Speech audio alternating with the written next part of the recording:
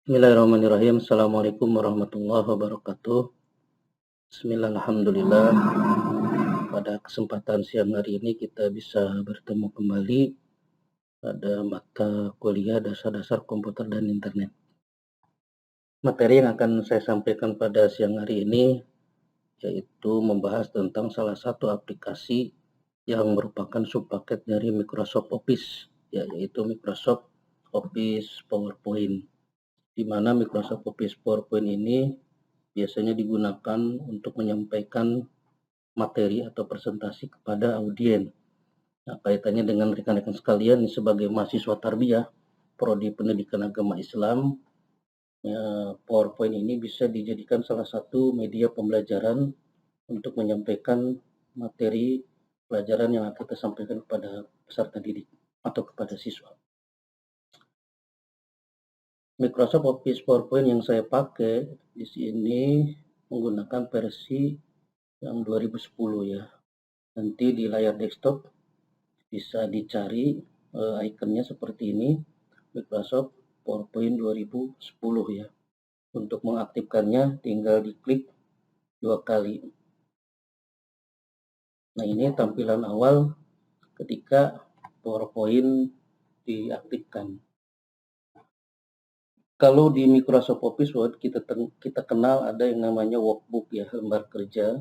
Di Microsoft Excel kita mengenal ada namanya worksheet. Nah, di Microsoft Office PowerPoint itu namanya slide ya, untuk lembar kerjanya. Jadi ketika pertama kali PowerPoint diaktifkan akan muncul slide 1 ya di sini. Nah, slide 1 ini menunjukkan bahwa slide ini slide pertama. Nah, slide pertama ini digunakan biasanya untuk menuliskan judul materi yang akan kita sampaikan. Menu-menunya sama seperti Microsoft pada umumnya, Microsoft Office pada umumnya, tetapi yang membedakan Microsoft PowerPoint dengan yang lainnya ada di sini. Ada di desain, kemudian ada transition, ada animasi ya. Kemudian ada slideshow. Nah, slideshow ini nanti digunakan untuk menampilkan slide yang sudah kita buat. Kita mulai saja. Yang pertama, tadi sudah disampaikan bahwa slide pertama ini digunakan untuk menuliskan judul materi yang akan kita sampaikan. Misalkan kita akan menyampaikan materi tentang internet dan ruang lingkupnya. Nah, di sini di bawahnya misalkan kita tulis disusun oleh seperti ini. Ini slide pertama. Nah, kemudian untuk menambahkan slide, tinggal klik new slide.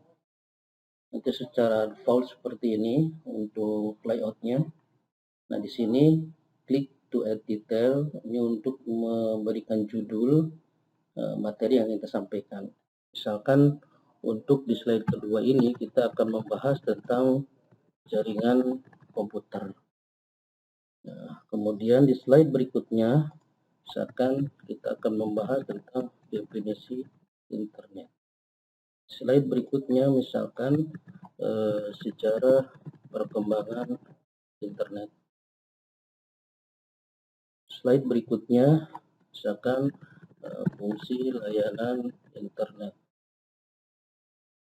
Selanjutnya manfaat dan dampak negatif internet. Nah, yang terakhir misalkan tentang domain name. Nah, di sini ada 7 slide ya, ada 7 slide. Ini slide pertama, slide kedua, slide ketiga, slide keempat, slide kelima, slide keenam, slide ketujuh. Ada beberapa tipe orang yang menggunakan Microsoft Office PowerPoint ini. Pertama, ada yang senang menggunakan PowerPoint ini hanya menampilkan pointer-pointernya saja. Ya, contohnya misalkan seperti ini. Di jaringan komputer, misalkan kita akan membahas jaringan berdasarkan jenis. Kemudian jaringan berdasarkan area, jaringan berdasarkan topologi. Ada yang senang seperti ini, ya. Ada juga yang senang detail. Jadi kalau detail ini ini dijelaskan ya, dijelaskan secara rinci pointer-pointer ini. Misalkan jaringan berdasarkan jenis ini dibagi menjadi dua, yaitu misalkan wireline dan wireless. Jadi dijelaskan secara rinci. Ini terserah. Nanti rekan-rekan mahasiswa ini mau menggunakan yang tipe mana. Apakah mau menggunakan yang pointer-pointernya saja atau yang detail. Ini disesuaikan dengan audiens kita. Kalau misalkan yang materi ini disampaikan ke siswa, lebih baik yang detail supaya siswa itu langsung paham gitu ya. Atau kalau misalkan kita ingin memancing respon mereka, untuk memancing keaktifan mereka, kita bisa menggunakan pointer-pointer tadi. Tinggal dipilih saja ya. Nah, ketika si slide ini sudah selesai kita buat, ini tidak hanya seperti ini. Jadi kita harus membuat si slide ini menarik sehingga si audiens ataupun peserta didik yang melihat presentasi kita itu merasa tertarik, kemudian fokus dan khusyuk khusyuk terhadap materi yang kita sampaikan. Jadi supaya tidak ribut kita harus didesain gitu ya, didesain slide ini dengan baik. Nah, bagaimana cara mengaturnya? Nah, ada di sini. Nah, ini ada beberapa tema yang telah disediakan oleh Microsoft Office PowerPoint 2010. Nanti untuk tema-tema yang lain itu bisa kita unduh di internet gitu ya. Misalkan saya akan menggunakan ini. Nah, contohnya seperti ini. Jadi lebih menarik gitu ya. Ada warnanya. Bagaimana misalkan kita mau mengatur masing-masing slide ini warnanya beda-beda. Nah, kalau tadi ketika kita klik kiri, maka semuanya akan sama. Ini. Jadi kalau misalkan kita mau setiap slide berbeda, itu harus diklik kanan. Misalkan di sini yang slide kedua, klik kanan, nah pilih yang ini. Apply to selected slide. Jadi kita terapkan si tema ini hanya pada slide yang kita pilih. Seperti ini. Begitu juga untuk slide-slide selanjutnya itu ya. Misalkan seperti ini. Ini juga seperti ini. Pokoknya nanti jangan klik kiri ya. Harus klik kanan kemudian apply to selected slide. Seperti ini ya. Bagaimana slide ini nanti ditampilkan di layar InFocus? Nah, kita cek di sini ada namanya slideshow atau bisa ke sini slideshow from beginning ya. Nah, tinggal di sini misalkan seperti ini. Nah, seperti ini. Ini slide pertama. Kemudian slide kedua, slide ketiga, slide keempat, slide kelima, slide keenam, slide ketujuh. Ketika di slide terakhir nanti seperti ini. Nah, setelah kita mengatur desain supaya nanti di setiap perpindahan slide ini terlihat bagus, maka kita harus atur slide transitionnya. Jadi kita memberikan efek animasi ketika si slide itu pindah dari slide 1 ke slide 2. Nah, ini bisa dipilih, ada banyak ya. Misalkan saya pilih yang ini. Nah, di sini ada apply to all. Jadi terapkan semuanya yang honeycomb ini ke semua slide. Kalau mau satu-satu bisa. Misalkan yang ini split, kemudian yang ini yang random. Sorry, yang ini. Jadi tinggal dipilih sesuai keinginan ya.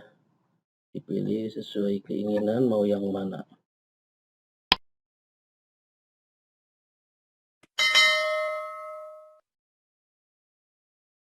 misalkan ini sudah semuanya.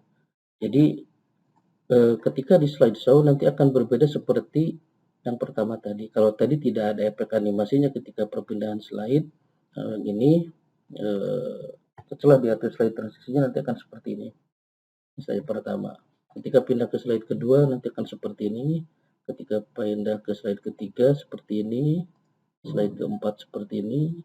Slide kelima seperti ini. Kemudian ke-6, 7. Ya. Jadi nanti tinggal dipilih saja mana slide transitionnya. Kemudian di slide transition juga di sini ada on mouse click atau misalkan kita bisa atur.